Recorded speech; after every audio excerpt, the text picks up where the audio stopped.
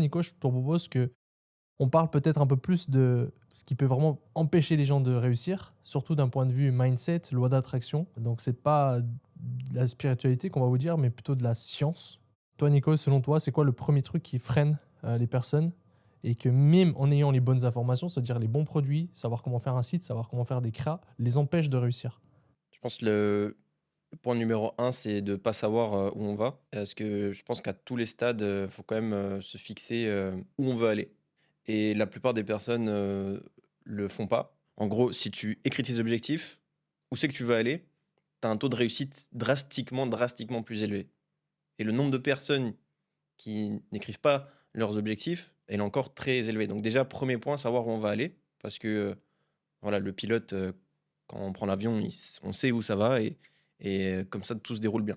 C'est-à-dire, ouais, c'est comme si tu vas dans un taxi et que tu lui dis, ok, bah, j'aimerais bien aller à une destination, et tu lui dis exactement où c'est que tu veux aller, bah, il arrivera plus rapidement. Tandis que si tu lui dis pas, bah, peut-être qu'il peut trouver, mais ça va être plus compliqué.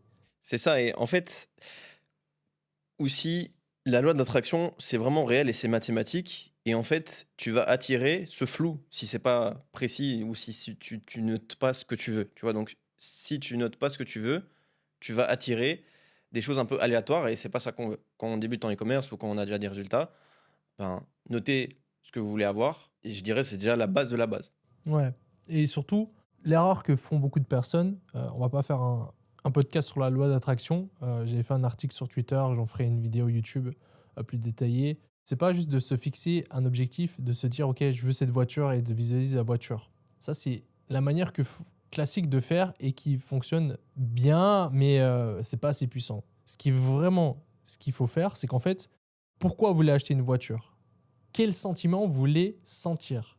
En gros, on veut juste des sentiments. Si on va à la voiture, c'est pas pour avoir la voiture, c'est peut-être pour se sentir en fait riche, pour se sentir en fait qu'on a réussi, pour se sentir prospère. Peut-être que d'avoir une voiture de luxe, d'avoir une Rolls-Royce et de conduire sa Rolls-Royce, ouais, d'être au volant de sa Rolls-Royce, on se sent peut-être riche et en paix. Du coup, ce qu'il faut faire, c'est pas juste visualiser la voiture, c'est court-circuiter et visualiser le sentiment qu'on veut ressentir. Et ça, c'est beaucoup plus puissant parce que au final, c'est peut-être pas la Rolls-Royce qui va faire ressentir ça. C'est peut-être en fait, bien sûr, d'être millionnaire, mais d'avoir peut-être une famille, d'avoir peut-être une énorme maison, peut-être d'avoir des amis en or, peut-être c'est ça. Et du coup, en fait, si vous visualisez juste la Rolls-Royce, vous allez en fait forcer ou pas attirer cette Rolls-Royce parce qu'au fond de vous, c'est pas ça qui résonne. Et que vous croyez juste que c'est la Rolls-Royce. Et ça, c'est plus l'ego, c'est plus ce que peut-être la société veut. Mais vous, l'indication, c'est je veux me sentir riche, en paix, prospère. Et ça, c'est beaucoup plus efficace et ça fait une énorme différence.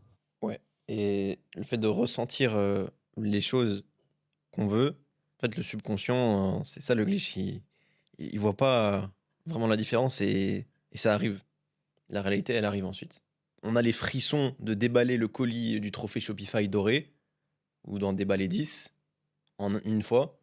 Tu prends ton cutter, tu ressens et c'est trop puissant de faire ça. Parce que c'est trop puissant. Parce que le subconscient, il voit pas la différence et tu vis là où tu vas et ça te met dans une bonne énergie.